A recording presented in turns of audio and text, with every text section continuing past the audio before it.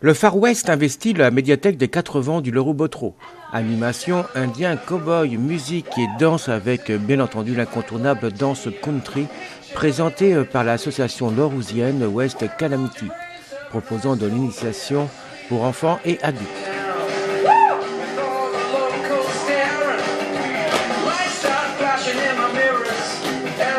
La danse country, c'est déjà la danse du Far West. Par contre, elle s'est un peu diversifiée au cours des dernières années. On a introduit la line dance, qui est de la danse d'aujourd'hui, sur des pas de country. Autrement, la country se danse en ligne, en rond, en contrat. On fait plein de choses, quoi.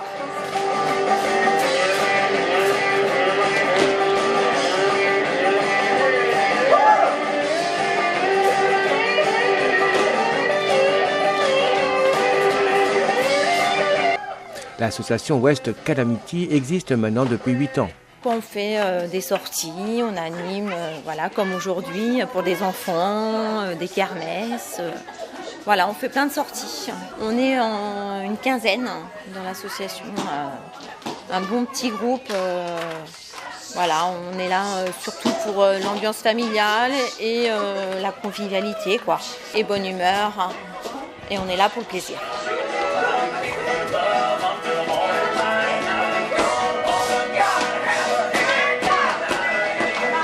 Tout au long de l'année, West Calamity propose cours et stages de danse country, en plus de l'organisation d'événements culturels et de loisirs autour de la danse country.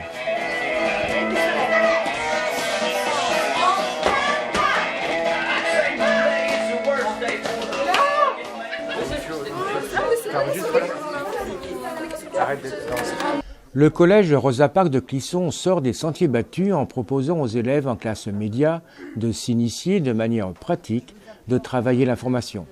Information omniprésente dans notre société, une façon de voir l'envers du décor. Alors en fait c'est un projet annuel, ça rentre dans le cadre d'un parcours artistique et culturel que les élèves peuvent présenter à l'oral de fin d'année pour leur brevet. Pour une centaine de points, donc ça compte quand même sur 800. Et l'idée, c'est en fait de travailler l'information sous différentes formes. Donc on avait travaillé d'abord le son, on avait travaillé en partenariat avec Jet FM. Après, on avait fait de la presse écrite, on avait réalisé une une. Et puis là, on essaye modestement de se mettre dans le monde de l'image, ce qui n'est pas toujours simple, mais c'est intéressant quand même. Le Centre pour l'éducation aux médias et à l'information, le CLEMI, associé pour l'occasion à la chaîne Arte, lance un concours reportage national à destination des collégiens et lycéens. Le but, monter un reportage à partir des images ayant servi à la réalisation d'un sujet diffusé dans Arte Journal. Alors le concours d'Arte, il est assez exigeant, parce que moi je l'ai découvert, c'est notre documentaliste en fait, qui connaissait l'opération, qui avait envie de le faire depuis longtemps, puis qui nous l'a proposé quand on cherchait quelque chose autour de l'image. Donc le but du jeu, c'est à partir des rushs qui ont été fournis par Arte, donc 2h30 à peu près, de réussir à monter un reportage de 2 à 3 minutes. Et le thème est imposé, c'est comment bien cohabiter avec les ours. Ce qui est intéressant, c'est que c'est très varié, mais c'est en même temps ce qui fait la difficulté, c'est que nous on découvre, on essuie un petit peu les plats de cette année avec cette première expérience. Et donc pour guider les élèves, on a plein de petites contraintes qu'il faut résoudre au fur et à mesure, les contraintes techniques. C'est une curiosité un peu personnelle, parce qu'on aime bien faire des projets et puis essayer des choses nouvelles pour apprendre un petit peu. Ensuite, on trouve que nos élèves aiment bien tout ce qui est concret, tout ce qui est nouveau. Puis c'est une façon aussi, un moyen détourné en vue de la même fin. C'est-à-dire que là, ils ont quand même lu, ils ont quand même écrit, ils ont fait des tas de choses tout au long de la classe média, mais en pratiquant sous une forme plus agréable avec d'autres supports qu'un cours traditionnel. Donc du coup, ça nous permet de travailler de façon un peu plus agréable et puis de les faire progresser ou de leur donner des fois envie, peut-être créer des vocations, ça on verra plus tard, mais voilà. Ressenti côté collégien. Compliqué. Oui. Compliqué parce que c'est nouveau. On n'a jamais fait ce genre de projet. Où on doit réaliser. Enfin, c'était plutôt quelque chose qu'on allait voir en dehors du collège. Alors que là, c'est des trucs qu'on doit réaliser. J'aime bien travailler par exemple sur présenter des choses, travailler sur des projets. Ça peut aussi permettre par exemple de découvrir de nouvelles choses autres que ce qu'on connaît. Et en général, je trouve que ça peut être intéressant. Commencé en janvier avec 12 heures environ de travail, le reportage devra être livré pour le 12 mars. 3 reportages lycéens et un reportage collégien seront sélectionnés par un jury de professionnels de l'audiovisuel et de formateurs du Clémy.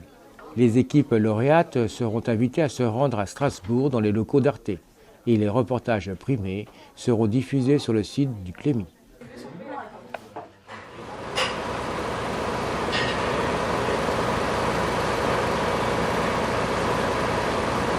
Après une journée de préparation d'inspection géoradar sous les rails et une série de relevés topographiques, l'entreprise Atlantico remplace la conduite d'eau potable sous la voie SNCF Nantes-Clisson-Bordeaux, venant mettre fin au dernier tronçon en amiante ciment de la rue Désirée à la Effossière. 3 jours autorisés par la SNCF pour réaliser ce forage horizontal, avec une obligation, ne pas perturber le trafic de la SNCF. On a ici une traversée qui assure la distribution d'eau potable en canalisation fibrociment qui a été posée dans les années 70. Et progressivement, on remplace ce réseau par des canalisations nouvelles. Donc ici, on remplace toute la traversée sous la voie SNCF qui est en diamètre 150 mm. Donc SNCF dit bien entendu quelques petits soucis techniques, non ? Alors, SNCF est très attaché à assurer la sécurité de leur voie. Donc avant de réaliser un forage sous leur voie, il y a beaucoup d'études préalables, beaucoup de sculptation, de préparation à faire. Donc forcément, c'est quelque chose qui prend beaucoup de temps. Mais que vont donc changer ces travaux pour les habitants de la Effossière ? Ça fait quand même quelques années que je travaille au niveau du syndicat départemental pour renouveler toutes les conduites d'eau potable. On a encore des conduites comme celle qui est ici, qui est en conduite fibro, donc il n'est plus bien sûr d'actualité. Donc on essaie de pouvoir renouveler toutes les conduites d'eau potable afin d'avoir des réseaux qui soient neufs. Et pourquoi ? Parce que nous avons également aussi des travaux d'aménagement de voirie. Donc ils vont commencer par bien évidemment changer les conduites. Si derrière on veut travailler la voirie pour faire des aménagements, en particulier des aménagements de sécurité. Alors en parlant d'eau et d'eau potable, donc pas de souci, on peut consommer l'eau ici à la Effossière. Alors écoutez, il faut savoir quand même que l'eau qui est distribuée sur la commune d'Effossière vient de l'usine de Bosquelaine.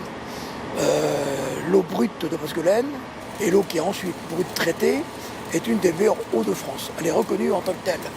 En tous les cas, nous avons une eau de très bonne qualité. Il y a bien souvent, vous savez que c'est l'aliment quand même en France qui est le plus contrôlé. Et donc l'ARS, l'Agence régionale sanitaire, fait des contrôles inopinés en dehors de l'exploitant des réseaux pour justement contrôler s'il n'y a pas des bactéries et des problèmes qu'on peut rencontrer dans l'eau. Et tout ça, c'est bien sûr traité et on a une eau effectivement qui ressort de très bonne qualité. En tous les cas, l'ARS nous donne toujours ses préconisations et nous fait des bilans qui nous permettent de dire que l'eau est très potable et qu'on peut la boire sans modération. Quelques chiffres, les travaux ont duré du 4 au 8 février pour un forage linéaire de 26 mètres et un diamètre extérieur de la canalisation PEHD de 180 mm. Et le tout pour un budget de 45 000 € hors taxes environ.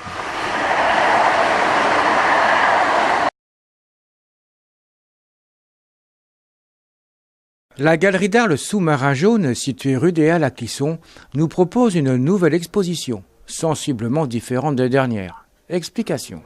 Alors les 3 dernières expos que j'ai faites, donc de juin 2018 à fin janvier 2019, étaient faites en partenariat avec une autre galerie de Clisson qui s'appelle In Arte Veritas. Et ce partenariat donc, a cessé fin janvier, parce que c'était prévu pour durer 3 expos.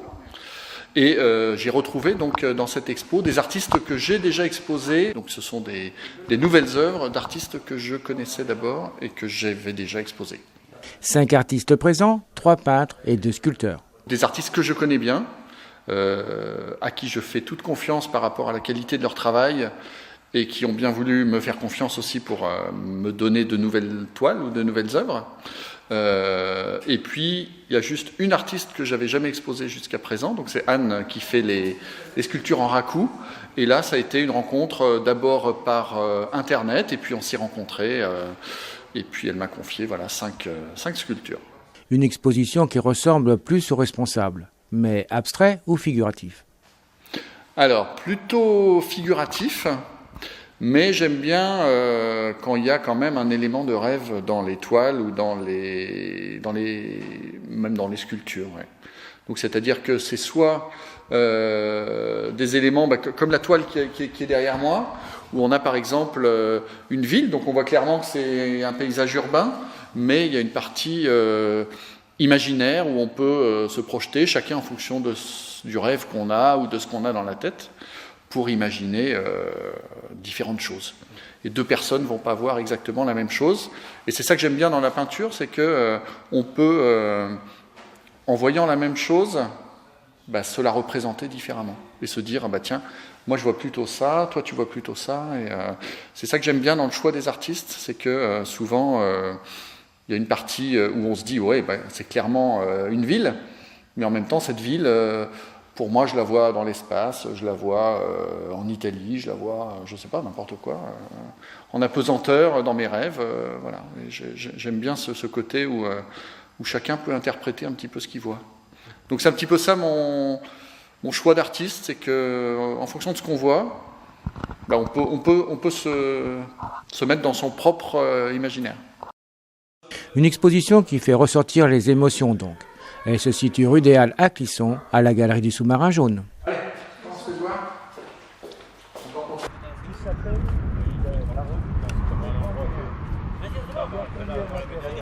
Grâce aux travaux menés par SOS Calvaire de Valette, avec le soutien financier du Souvenir Vendéen, la Croix des Malheurs, située près des villages de la Sauvionnière et de Laufrère sur la route communale 9, a été entièrement restaurée.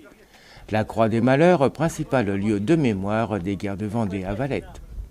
La Croix des Malheurs, c'était le lieu emblématique pour les guerres de Vendée à Valette, puisque c'est, pour ainsi dire, le seul monument, à part une stèle au château de la Noé-Bel-Air, chez Monsieur de Malétroit. Il n'y a pas grand-chose d'autre qui rappelle le souvenir des guerres de Vendée sur place. Alors la Croix des Malheurs, elle se trouve sur la vieille route qui passe ici, qu'on voit sur le cadastre ancien, la vieille route de Valette, porte vers la Boissière, puisque la grande route rectiligne qui est derrière moi date des années 1830, sous le règne de Louis-Philippe. Louis-Philippe avait tracé des rectilignes pour bien contrôler le bocage de ces farouches vendéens qui n'arrêtaient pas de se soulever. Donc la Croix des Malheurs perpétue le souvenir justement de tous ces combats, depuis 1793 jusqu'au dernier soulèvement de 1832, qui a été très actif ici dans la région. Qu'on qualifie un petit peu de deuxième révolution.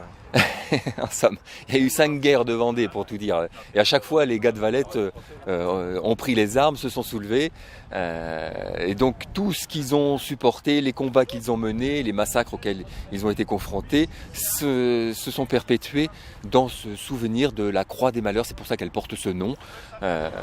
Et en particulier pour l'un des combats qui a fait ici 70 morts. On dit que 70 gars, blancs et bleus confondus, ont trouvé la mort dans ce périmètre et ont été inhumés. On a ramassé les corps sur ce champ de bataille et ont été inhumés dans une sorte de trou de carrière un peu plus loin dans ce qu'on appelle le pré des culottes rouges, peut-être en souvenir de ces fameux combats de 1832.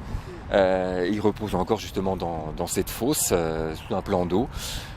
Et d'ailleurs, la plaque qui avait été posée sur la vieille croix des Malheurs par le Souvenir Vendéen et qui a été inaugurée le 13 mai 2006 faisait référence à ces 70 morts inhumés dans le pré des culottes rouges en 1793. La plaque a été elle aussi restaurée. Elle n'apparaît pas pour l'instant sur le monument qui est encore en chantier. Elle sera reposée à terme une fois que tout sera terminé. C'est une plaque qui avait été commandée notamment par le comte de Malétroit. C'est Monsieur de Malétroit qui était à la manœuvre en 2006. Il était représentant à l'époque du Souvenir Vendéen pour le vignoble et c'est lui qui avait mis en œuvre justement cette belle journée du 13 mai 2006 d'inauguration de cette désormais vieille croix de bois qui a fait son temps.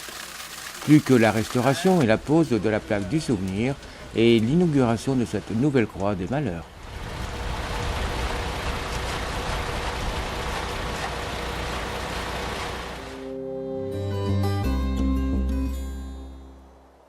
suis agriculteur, fils d'agriculteur. Vous êtes ici sur l'exploitation que j'ai en société avec mes 3 autres associés. On produit ici du lait et il y a 150 vaches laitières. Nos exploitations sont assez importantes et on s'est vite posé la question comment participer pour une agriculture plus propre, plus durable. Et on s'est dit qu'en mettant en place le traitement de nos effluents d'élevage par méthanisation, on allait pouvoir nous offrir une perspective d'avenir et continuer à accueillir demain des jeunes sur nos exploitations. Dans la méthanisation, le biogaz il est produit grâce aux bactéries méthanogènes qui sont dans nos fumiers lisiers. Ces bactéries vont dégrader la matière et produire du biogaz.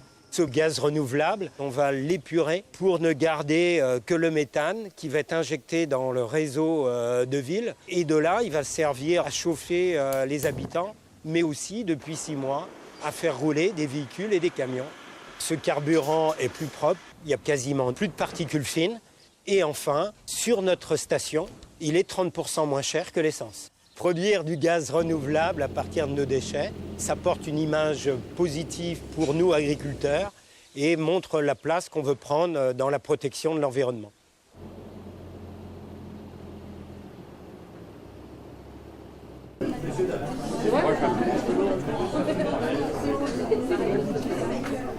Jouer au football n'empêche pas de jouer aux cartes et singulièrement à la belote. C'est bien l'avis des vétérans du club de football de Mousillon qui organisait, comme à l'accoutumée, un concours de belote salle des Tilleuls à Mousillon. 44 équipes, 88 joueurs, messieurs et dames, à taper le carton, comme on dit en la circonstance, tout un samedi après-midi à la satisfaction évidente de Hervé Bousseau, l'un des organisateurs de cette compétition acharnée. Cette année, nous arrivons à 44 équipes. L'année dernière, nous étions 40. Donc, notre maximum, c'est 48. Donc, c'est bien. Ça va être une bonne édition, je pense. Une bonne édition. Alors, évidemment, vous allez ramasser quelques fonds, ce qui est bien normal. Exactement. Et c'est pour aider l'association ? Oui, tout à fait. Les vétérans, c'est un petit peu des gens qui ont un petit peu d'âge. Et puis, tous les 2 ans, on fait une petite sortie en fin de saison pour passer un bon moment convivial en famille avec les femmes aussi et les enfants. Donc voilà, c'est pour récolter un petit peu d'argent. Alors à côté des vétérans, il y a aussi d'autres joueurs de foot sur la commune. Là, vous êtes beaucoup plus nombreux. Oui, tout à fait. Après, on fait partie aussi de l'Étoile mousillonnaise football qui compte à peu près 350 licenciés. Donc nous, on fait partie de ce beau comité aussi. Voilà. Alors qu'est-ce que vous pensez de la saison de football nationale cette année ? Je parle de la France. Ah, la France, disons que vu de notre petite commune de Mousillon, je pense que c'est une bonne saison. On regarde plus dans notre commune où on joue pas à un gros niveau ni à un haut niveau, mais au moins on passe un bon moment, des bons moments de convivialité, et puis c'est un peu ça l'essentiel, quoi. L'essentiel étant de participer. Tous les concurrents ont reçu leur prix, en se promettant de revenir l'année prochaine sans valet de pique caché dans la manche, le valet étant à la belote la carte la plus recherchée et la couleur pique la plus recherchée aussi, mais là, c'est au bridge.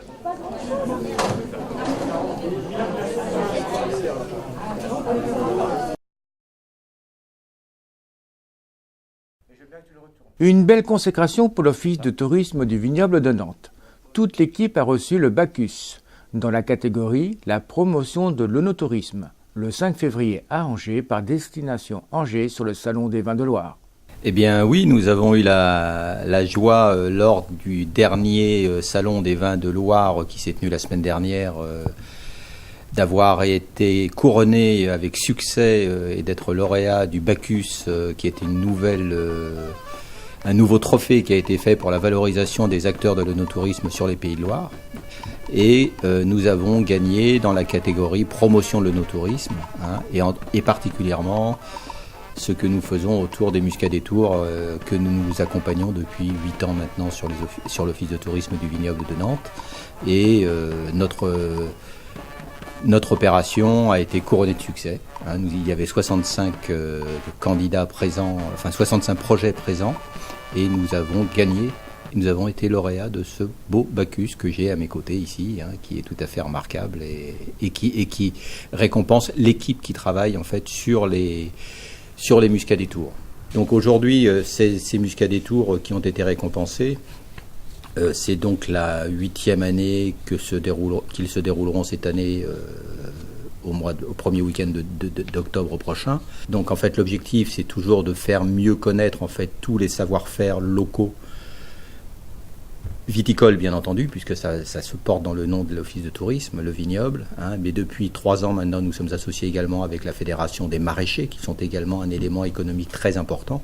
Et tout ça pour mettre en valeur également, au travers également depuis 3 ans, le marché de producteurs, tous ceux qui participent, qui savent créer des produits qui soient liquides, qui soient solides à manger, à boire et tout le reste, au travers du marché de producteurs que nous mettons, qui cette année, en octobre 2018, réunissait une quarantaine de producteurs. Alors revenons un petit peu au Bacchus, donc là c'est au niveau régional, mais je crois que bientôt c'est national. Alors nous avons effectivement qui été lauréats. Ce Bacchus qui est un Bacchus régional, puisque c'est sur les Pays de Loire, nous permet d'accéder en fait au Bacchus national qui seront annoncés le 29 mars prochain au ministère des Affaires étrangères sous la haute autorité du ministre Jean-Yves Le Drian. À noter que le Bacchus comprend 5 catégories. La promotion de l'œnotourisme donc, mais aussi valorisation d'une cave ou domaine des vins de Loire, restauration et hébergement, la méthode de vente de l'œnotouristique et le coup de cœur du jury. Je suis capable de régler mes problèmes avec de Rouen tout seul, quand je veux et sans l'aide de personne, non mais sans blague. Robert, tu commences à nous bassiner grave, Robert. Alors tu fais asseoir ces dames qui en fait autant et on discute, tu m'as bien compris. Jamais un mot plus haut que l'autre. En effet, je vois ça. Il y a bien des petits dérapages de temps en temps. C'est comme dans tous les ménages. Les comédiens du Bois-Geffray de la Haie Foissière nous proposent une nouvelle pièce cette année. Il court le muret de Annie Dapré et Jean-Claude Martineau, avec une mise en scène de Gérard Guérif. Qualité d'interprétation et humour au rendez-vous. C'est que vous allez enregistrer toute ma conversation. Il faut bien, pour avoir une trace du débat. Mais je débat avec qui, moi? A priori, pour qu'il y ait débat, il faut être au moins 2. Ça c'est sûr, pour avoir des ébats, il faut être au moins 2. Elle est partie, Germaine. Elle n'en reviendra pas. Elle n'en reviendra plus. Je vais sauter de l'échelle, je vais me tuer. Oh là là, mais faudrait peut-être t'empêcher de sauter. Monte un peu plus haut, mon gars. Si tu sautes de cette hauteur-là, t'as de fortes chances de te rater, On n'est pas au 20e étage de la tour Montparnasse non plus. Je peux plus sauter. Mais si tu peux, avec un peu d'élan. Allez, un grand garçon comme toi. J'ai le vertige. Je suis coincé. J'ai une bouffée d'angoisse. Mais il va nous emmerder jusqu'au bout, celui-là. C'est pas possible. Mais quand je pense qu'il a fait son régiment à Pau dans les parachutistes. Notez, et voyez, notez ce qu'il faut que je me coltine tous les jours. Tu notes attitude de victime de chez Monsieur Nobet. Je peux noter syndrome du Calimero. Jugement actif. Et c'est quoi ça, le syndrome du Calimero, c'est grave. Et comment j'aurais attrapé ça? Et pourquoi moi et pas lui? Mais c'est trop injuste. Bon, allez, tu as raison, note, il a bien le syndrome. Chantez-lui une chanson pour l'encourager. Si je suis tombée par terre, c'est la faute à Voltaire. Le nez dans le ruisseau, c'est la faute à Rousseau. Dans sa situation, vous n'auriez pas quelque chose de plus gai, de plus encourageant à lui proposer? Ah oui, pardon. Tout va très bien, madame la marquise. Tout va très bien, tout va très bien. Pourtant il faut que l'on vous dise, on déplore un tout petit rien.